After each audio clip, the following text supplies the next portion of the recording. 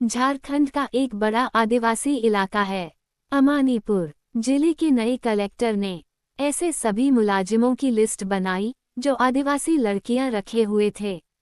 उन सबको मजबूर कर दिया गया कि वे उनसे शादी करें और फिर एक बड़े शादी समारोह में उन सबका सामूहिक विवाह करा दिया गया।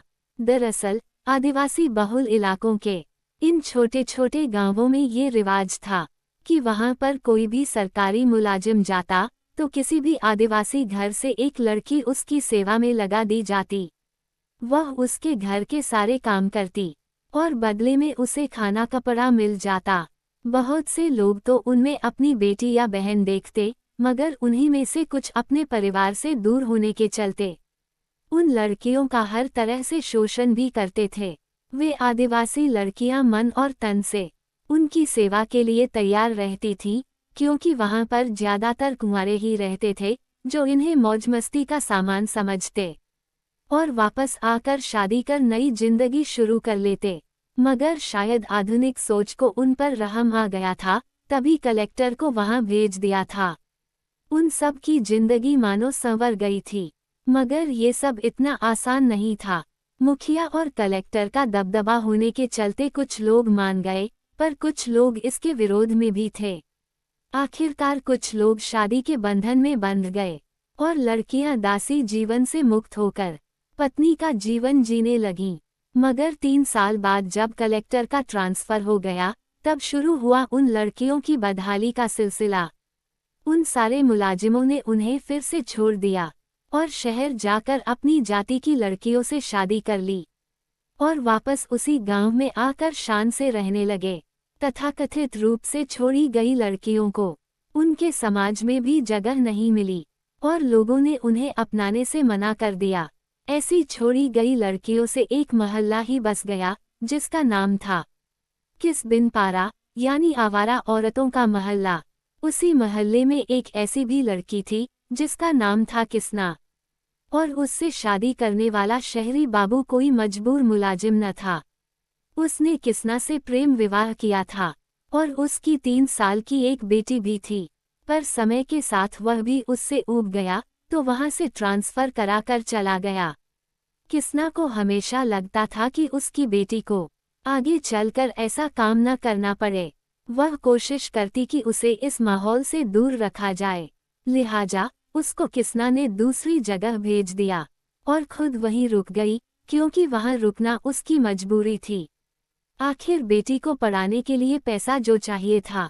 बदलाव बस इतना ही था कि पहले वह इन लोगों से कपड़ा और खाना लेती थी, पर अब पैसा लेने लगी थी। उसमें से भी आधा पैसा उस गांव की मुखियाइन ले लेती थी। उस दिन मुखियाइन किसना को नई जगह ले जा रही थी, खूब सजाकर।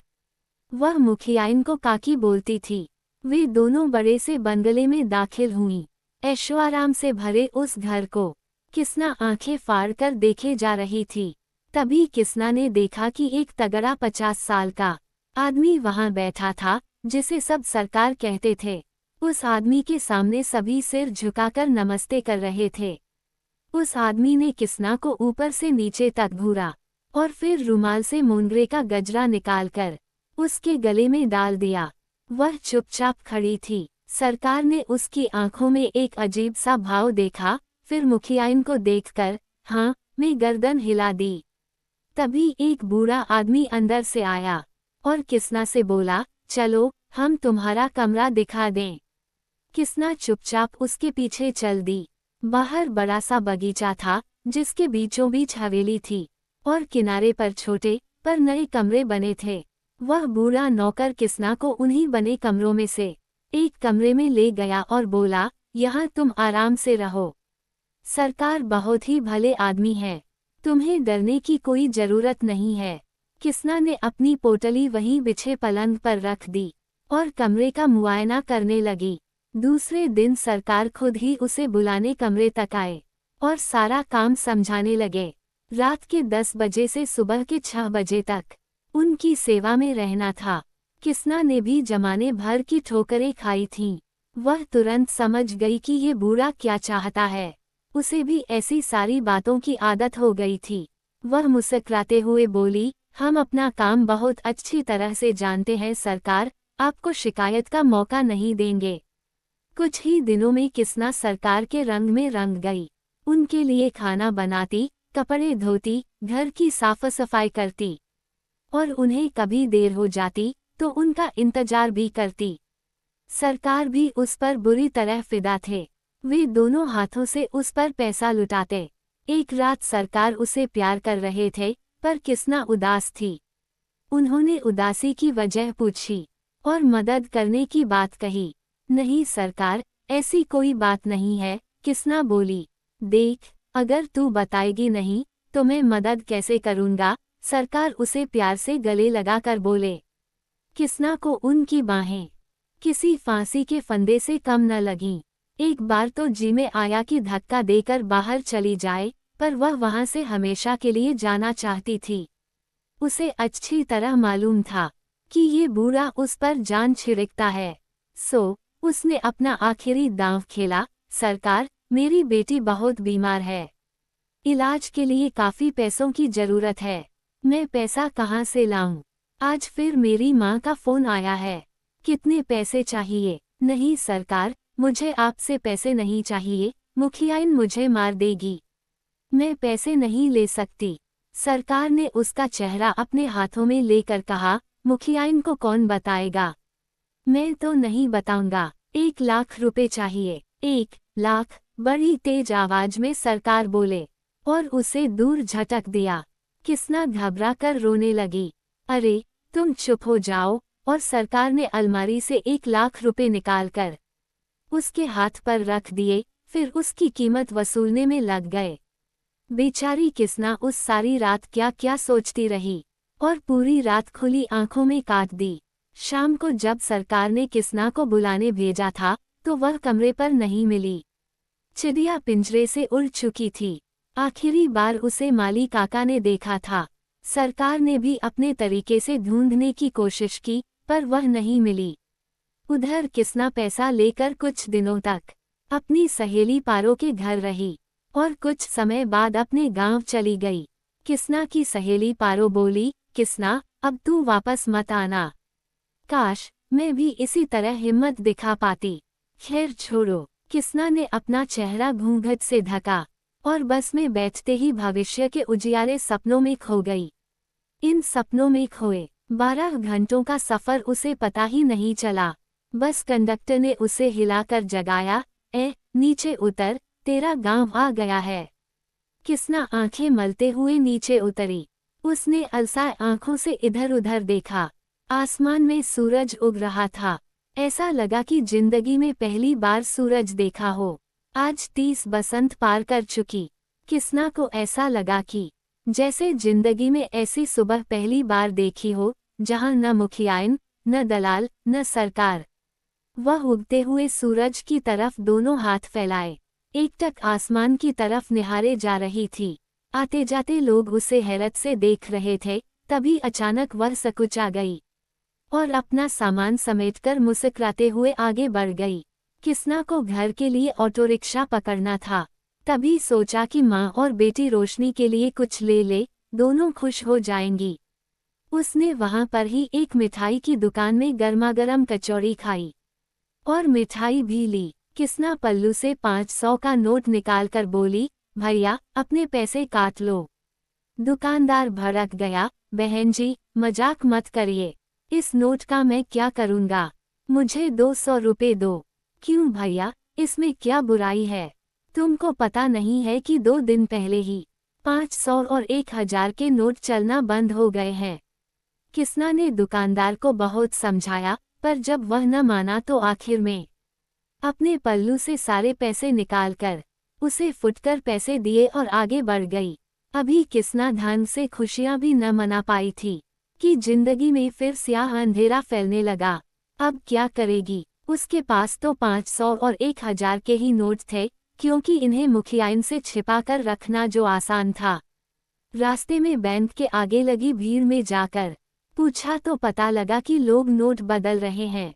किसना को तो ये डूबते को तिनके का सहारा की तरह लगा। किसी तरह पैदल चलकर ही वह अपने घर पहुंची। बेटी रोशनी किसना को देखते ही लिपट गई और बोली, माँ, अब तुम यहाँ से कभी वापस मत जाना। किसना उसे प्यार करते हुए बोली, अब तेरी माँ कहीं नहीं जाएगी। बेटी के सो जाने के बाद किसना ने अपनी माँ को सारा हाल बताया। उसकी माँ ने पूछा, अब आगे क्या करोगी? किसना ने कहा, यही सिलाई कढ़ाई की दुकान खोल लूंगी। दूसरे दिन ही किसना अपने पैसे लेकर बैंक पहुंची, मगर मंजिल इतनी आसान न थी।